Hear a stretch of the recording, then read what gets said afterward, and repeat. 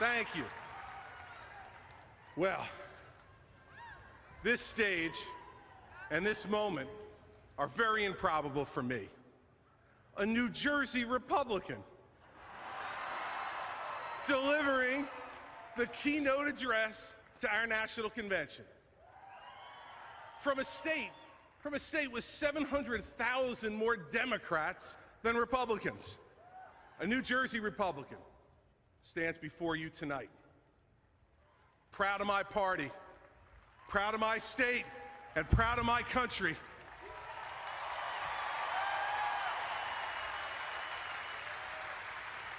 Now I am the son of an Irish father and a Sicilian mother.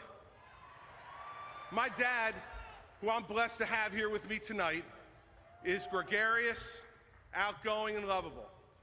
My mom, who I lost 8 years ago, was the enforcer. Now, she made sure we all knew who set the rules.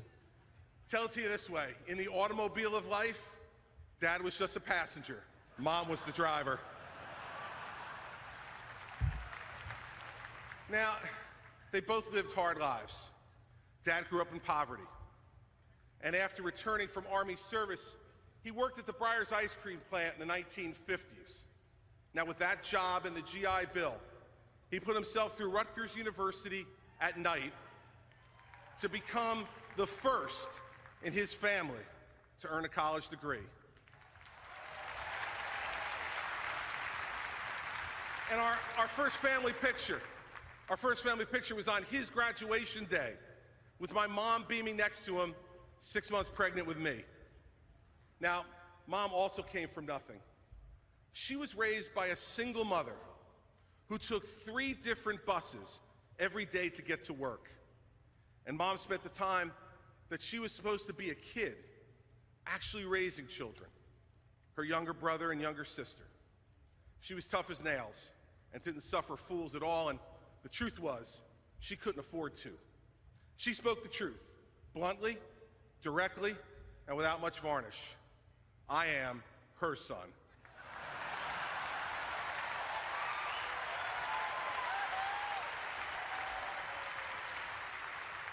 I was her son as I listened to Darkness on the Edge of Town with my high school friends on the Jersey Shore. I was her son when I moved into that studio apartment with Mary Pat to start a marriage that's now 26 years old. I was her son as I coached our sons, Andrew and Patrick, on the fields of Mendham, and as I watched with pride as our daughters, Sarah and Bridget, marched with their soccer teams in the Labor Day parade. And I'm still her son today as governor, following the rules she taught me, to speak from the heart and to fight for your principles. You see, Mom never thought you'd get extra credit just for speaking the truth. And the greatest lesson that Mom ever taught me, though, was this one. She told me there would be times in your life when you have to choose between being loved and being respected. Now, she said to always pick being respected. She told me that love without respect was always fleeting, but that respect could grow into real and lasting love. Now, of course, she was talking about women. But I've learned over time that it applies just as much to leadership. In fact, I think that advice applies to America more than ever today.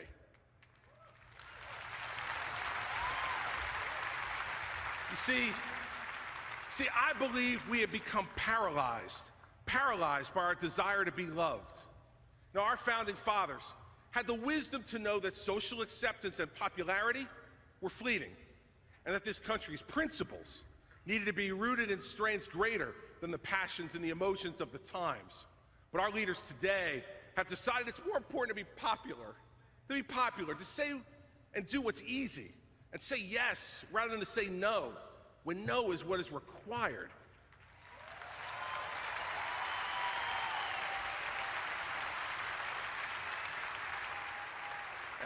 In recent years, we as a country have too often chosen the same path. It's been easy for our leaders to say, not us, not now, in taking on the really tough issues. And unfortunately, we've stood silently by and let them get away with it. But tonight, I say enough. Tonight, I say together, let's make a much different choice. Tonight, we are speaking up for ourselves and stepping up. Tonight, we're beginning to do what is right and what is necessary to make America great again.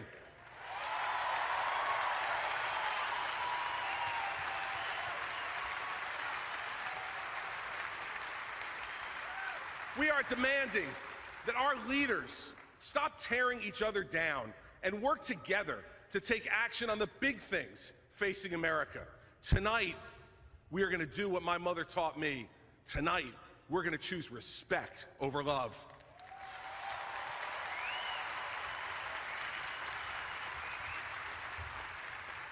See, we're not afraid. We are not afraid. We're taking our country back because we are the great-grandchildren of the men and women who broke their backs in the name of American ingenuity, the grandchildren of the greatest generation, the sons and daughters of immigrants, the brothers and sisters of everyday heroes, the neighbors of entrepreneurs and firefighters, teachers and farmers, veterans and factory workers, and everyone in between who shows up not just on the big days or the good days, but on the bad days and the hard days, each and every day. All 365 of them. You see, we are the United States of America.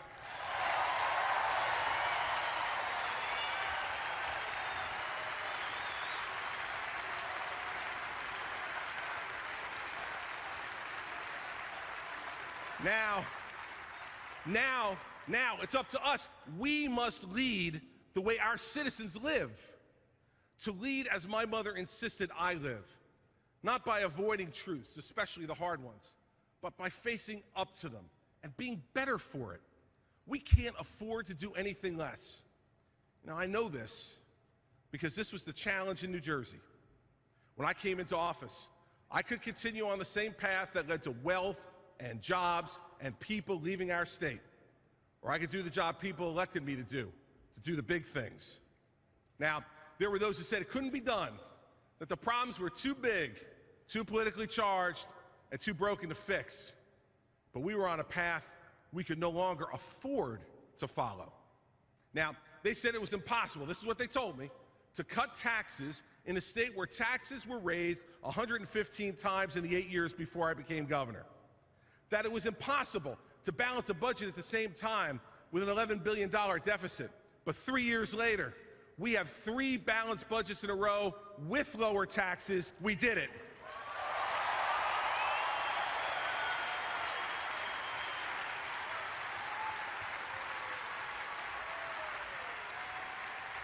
They said it was impossible to touch the third rail of politics, to take on the public sector unions, and to reform a pension and health benefit system that was headed to bankruptcy. But with bipartisan leadership, we saved taxpayers $132 billion over 30 years and saved retirees their pensions. We did it.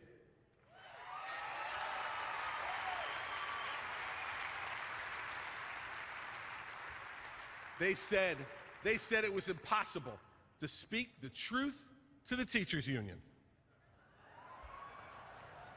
They were just too powerful.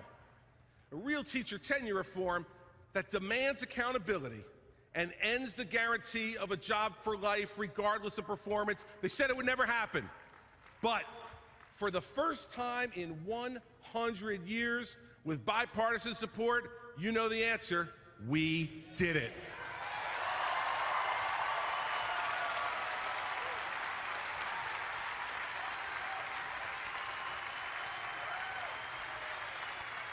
Now, the disciples of yesterday's politics, they always underestimate the will of the people.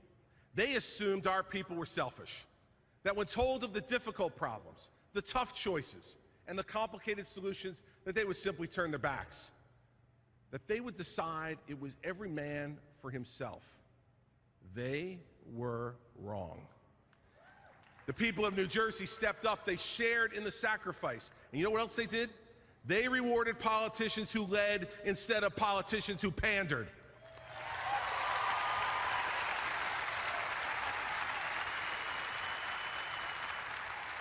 But you know, we shouldn't be surprised. We shouldn't be surprised. We've never been a country to shy away from the truth. Our history shows that we stand up when it counts. And it's this quality that has defined America's character and our significance in the world. Now, I know this simple truth, and I am not afraid to say it. Our ideas are right for America, and their ideas have failed America.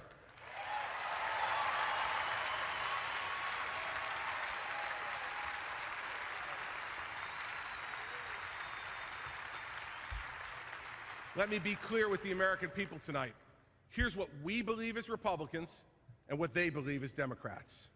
We believe in telling hardworking families the truth about our country's fiscal realities, telling them what they already know. The math of federal spending does not add up. With $5 trillion in debt added over the last 4 years, we have no other option but to make the hard choices, cut federal spending, and fundamentally reduce the size of this government.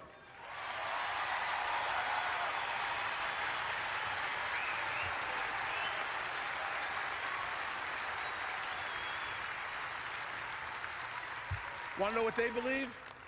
They believe that the American people don't want to hear the truth about the extent of our fiscal difficulties. They believe the American people need to be coddled by big government. They believe the American people are content to live the lie with them. They're wrong. We believe in telling our seniors the truth about our overburdened entitlements. We know seniors not only want these programs to survive, but they just as badly want them secured for their grandchildren. Our seniors are not selfish.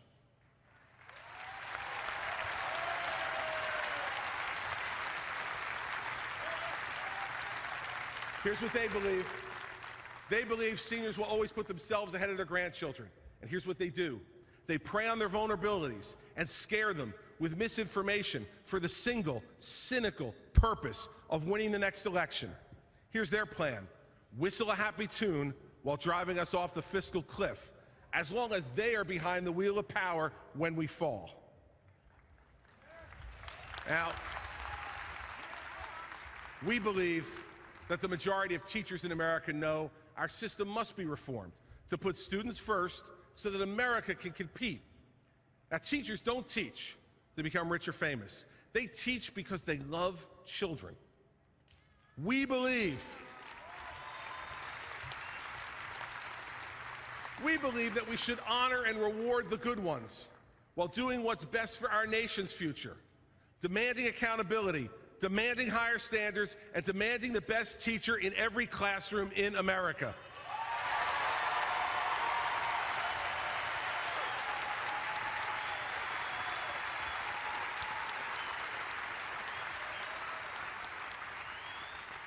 Get ready.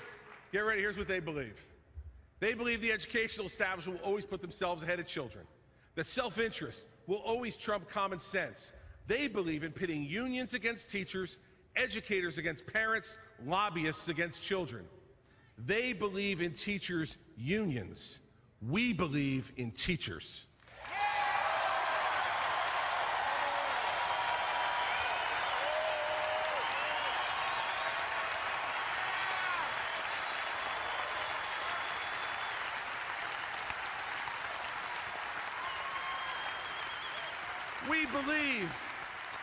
We believe that if we tell the people the truth, that they will act bigger than the pettiness we see in Washington, D.C. We believe it's possible to forge bipartisan compromise and stand up for our conservative principles. You see, because it's always been the power of our ideas, not our rhetoric, that attracts people to our party. We win when we make it about what needs to be done. We lose when we play along with their game of scaring and dividing. For make no mistake about it, everybody, the problems are too big to let the American people lose. The slowest economic recovery in decades, a spiraling out of control deficit, and an education system that's failing to compete in the world. It doesn't matter how we got here. There's enough blame to go around. What matters is what we do now. See, I know we can fix our problems. When there are people in the room who care more about doing the job they were elected to do than they worry about winning re-election, it's possible to work together, achieve principled compromise, and get results for the people who gave us these jobs in the first place.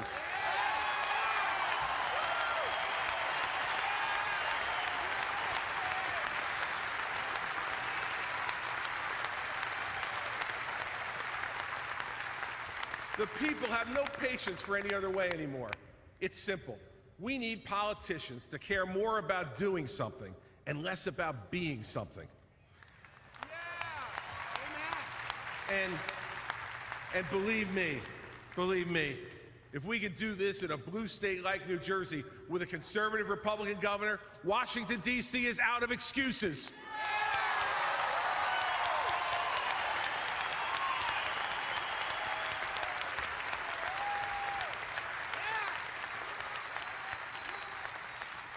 Leadership delivers. Leadership counts. Leadership matters. And here's the great news I came here tonight to bring you. We have this leader for America. We have a nominee who will tell us the truth and who will lead with conviction. And now he has a running mate who will do the same. We have Governor Mitt Romney and Congressman Paul Ryan, and we need to make him the next president and vice president of the United States.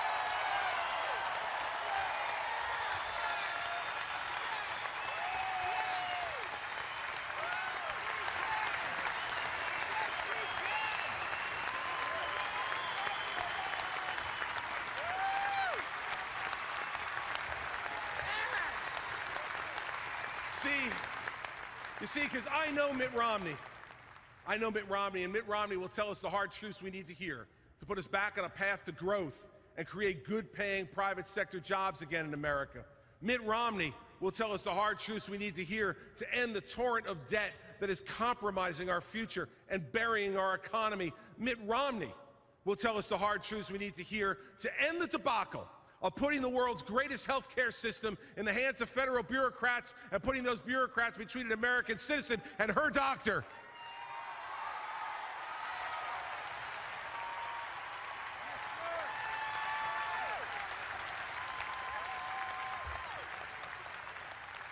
Now, we ended an era of absentee leadership without purpose or principle in New Jersey.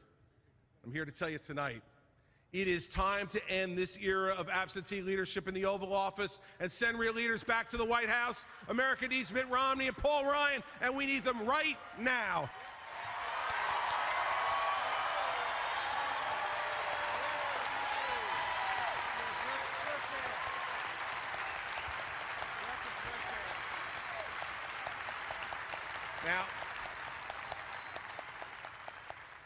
But we got to tell each other the truth, right? Listen, there is doubt and fear for our future in every corner of our country. I have traveled all the country and I've seen this myself. These feelings are real. This moment is real. And it's a moment like this where some skeptics wonder if American greatness is over. They wonder how those who have come before us had the spirit and the tenacity to lead America to a new era of greatness in the face of challenge. Not to look around and say, not me, but to look around and say, yes, me. Now, I have an answer tonight for the skeptics and the naysayers, the dividers and the defenders of the status quo. I have faith in us. I know we can be the men and women our country calls on us to be tonight. I believe in America and her history, and there's only one thing missing now: leadership.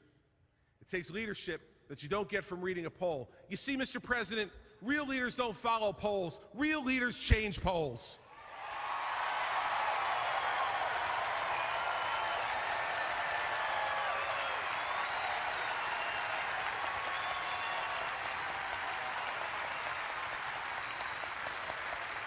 And that's what we need. That's what we need to do now. We need to change polls through the power of our principles. We need to change polls through the strength of our convictions. Tonight, our duty is to tell the American people the truth. Our problems are big and the solutions will not be painless. We all must share in the sacrifice, and any leader that tells us differently is simply not telling the truth.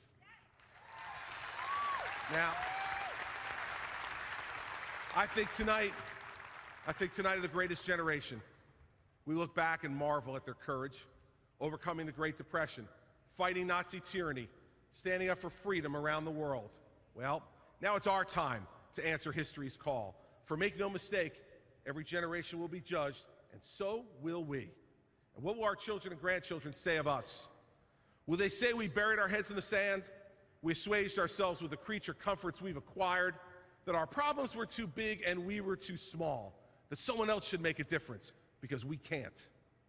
Or will they say of us that we stood up and made the tough choices that needed to be made to preserve our way of life? You see, I don't know about you, but I don't want my children and grandchildren to have to read in a history book what it was like to live in an American century. I don't want their only inheritance to be an enormous government that has overtaxed, overspent, and overborrowed a great people into second-class citizenship. I want them to live in a second American century. A second American century.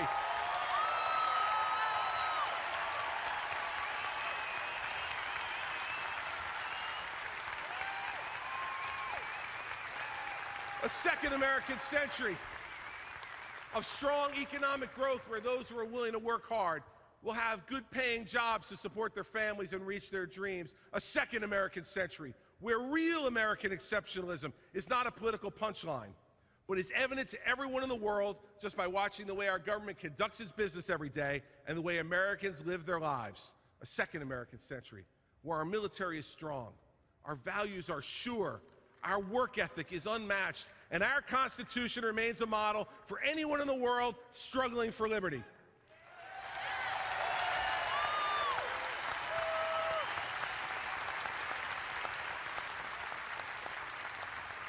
Let us choose a path that will be remembered for generations to come. Standing strong for freedom will make the next century as great an American century as the last one. You see, this is the American way. We have never been victims of destiny. We have always been the masters of our own.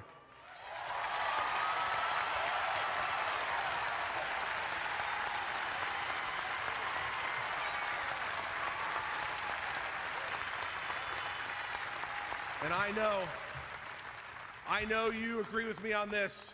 I will not be part of the generation that fails that test, and neither will you. All right. It's now time to stand up. Let's stand up. Everybody stand up. Stand up, because there's no time left to waste.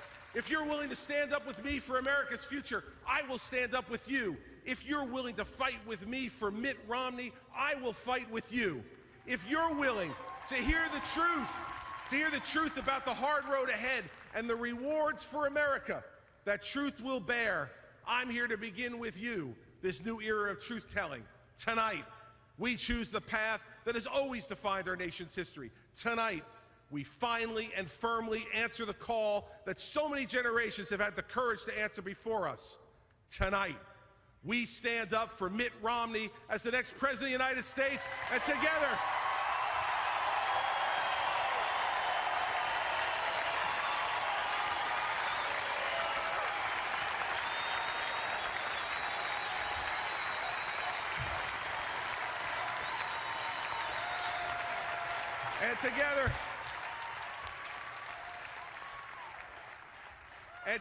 everybody, together, we will stand up once again for American greatness for our children and grandchildren. God bless you, and God bless America.